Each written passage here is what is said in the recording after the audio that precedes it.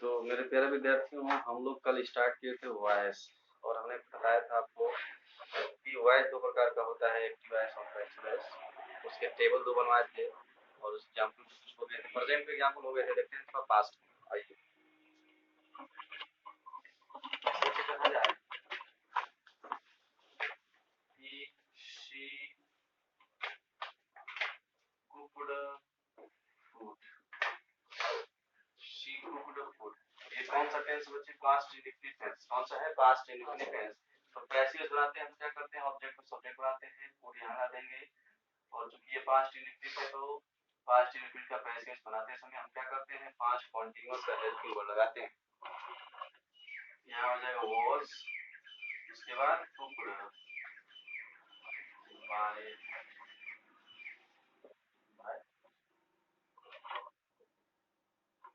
I had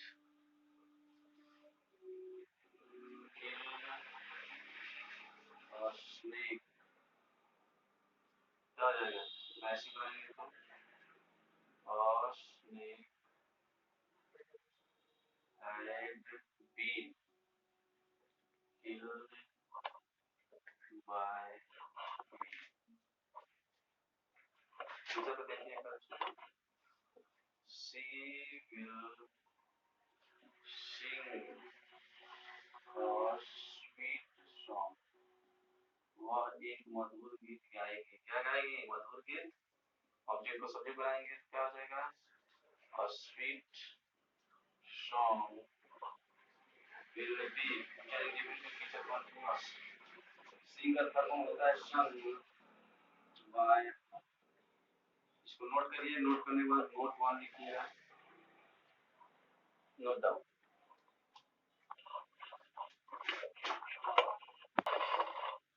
देखिए बच्चे, कभी कभी क्या होता है बच्चे कि एक्टिव वॉइस में सब्जेक्ट के स्थान पर public, people, police, someone, somebody, no one, nobody, anyone, anybody, everyone, everybody आते हैं।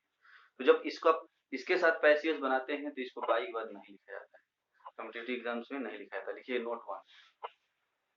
यदि यदि एक्टिव वॉइस में यदि एक्टिव वॉइस में सब्जेक्ट के स्थान पर यदि एक्टिव वॉइस में सब्जेक्ट के स्थान पर one, someone, somebody, anyone, anybody, no one,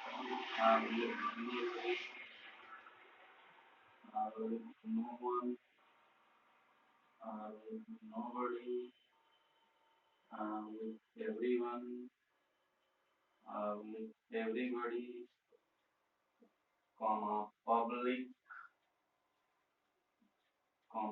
people, police, we, they। आए तो पैसिव वॉइस में इन्हें न लिखना। आए तो पैसिव वॉइस में इन्हें न लिखना बेहतर होता है। पैसिव वॉइस में इन्हें न लिखना बेहतर होता है, लेकिन आवश्यकता पड़ने पर लिखा भी जा सकता है। लेकिन आवश्यकता पड़ने पर लिखा भी जा सकता है। तो बच्चे लोग खूब ध्यान से सुनेंगे, समझेंगे।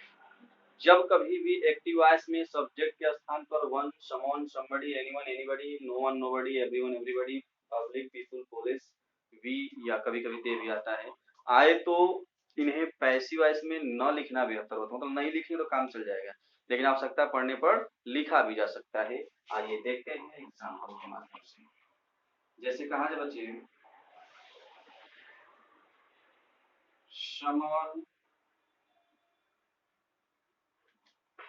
someone was calling you।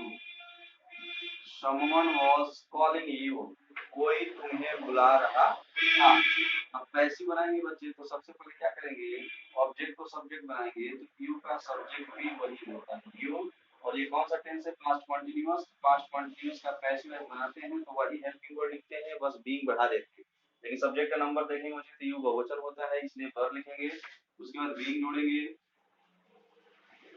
उसके बाद लिखेंगे क्रिया का थर्ड फॉर्म कॉल्ड। बाय नहीं लिखेंगे, बस यहाँ लिखेंगे यू आर बीइंग कॉल्ड तो सही। एक और देखते हैं, the police arrested the thief। the police arrested the thief। क्या करेंगे, सबसे पहले लिखेंगे ऑब्जेक्ट को सब्जेक्ट बनाएंगे तो द थीफ हो जाएगा, ये पास्ट इंडेफिनिट टेंस है। यहाँ वाज लिखेंगे, the thief was arrested bye नहीं लिखेंगे, the thief was arrested. Note down.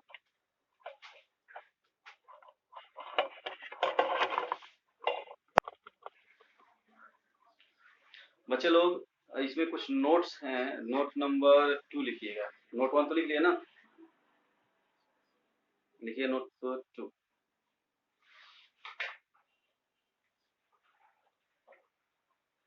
यदि वाक्य में, ऐसे लिख लीजिए, यदि एक्टिव वॉइस में, यदि एक्टिव वॉइस में ऑब्जेक्ट के अलावा, ऑब्जेक्ट के अलावा कोई कॉम्प्लीमेंट, ऑब्जेक्ट के अलावा कोई कॉम्प्लीमेंट भी आए, कोई कॉम्प्लीमेंट भी आए तो पैसिव वॉइस बनाते समय उसे वाक्य के अंत में ही लिखा जाता है। पैसिव वॉइस बनाते समय उसे वाक्य के अंत में ही लिखा जाता है। देखिए मैं कहूँ बच्चे कि he learns his lesson in the morning। He learns his lesson in the morning। वह अपना पाठ सुबह में, वह सुबह में अपना पाठ याद करता है। क्या याद करता है, ऑब्जेक्ट हुआ, और ये क्या होगा बच्चे, कॉम्प्लीमेंट यानी कि अदर वर्ड। तो जब एक्टिव वॉइस में ये अंत में है तो पैसिव वॉइस में भी क्या लिखेंगे, अंत में लिखेंगे।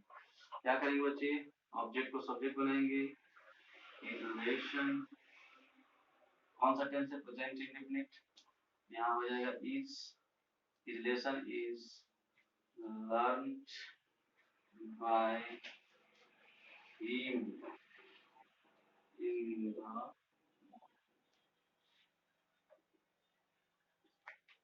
नोट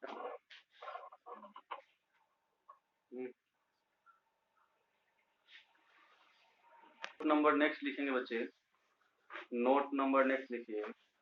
कभी कभी क्या होता है बच्चे कि एक्टिव वॉइस में दो दो ऑब्जेक्ट देते हैं, तो आप स्वतंत्र हैं, किसी भी ऑब्जेक्ट को सब्जेक्ट बना के पैसिव बना सकते हैं और बचे हुए ऑब्जेक्ट को जो कहते हैं वो इसी स्थान पर छोड़ देते हैं। लिखेंगे, यदि एक्टिव वॉइस में, यदि एक्टिव वॉइस में दो ऑब्जेक्ट्स, दो ऑब्जेक्ट्स हमने बताया था ना, डायरेक्ट इनडायरेक्ट ऑब्जेक्ट, दो ऑब्जेक्ट्स एक साथ आए तो,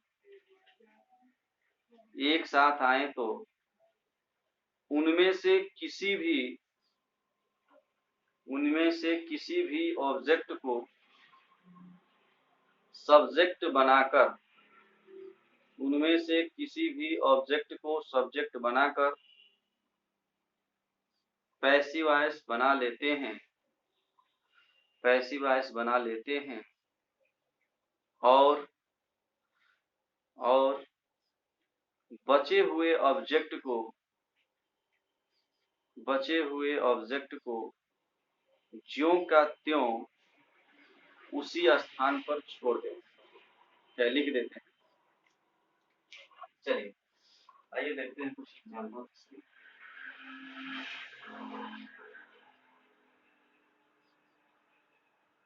देखिए बच्चे कहा जाए कि ही टीचेस मी इंग्लिश, वह मुझे अंग्रेजी पढ़ाता है।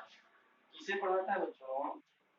मुझे। ऑब्जेक्ट नंबर 1 क्या पढ़ाता है? इंग्लिश। ऑब्जेक्ट नंबर 2 दो सब्जेक्ट है। अब कैसी बनाएंगे तो स्वतंत्र है, किसी को भी सब्जेक्ट बना सकते हैं। किसको बनाए बताइए? और मान लीजिए मी को बनाएंगे तो यहाँ आई हो जाएगा, ये प्रेजेंट इंडेफिनिट है तो प्रेजेंट कंटीन्यूअस का हेल्पिंग वर्ब यानी आई के साथ एम हो जाएगा। I am.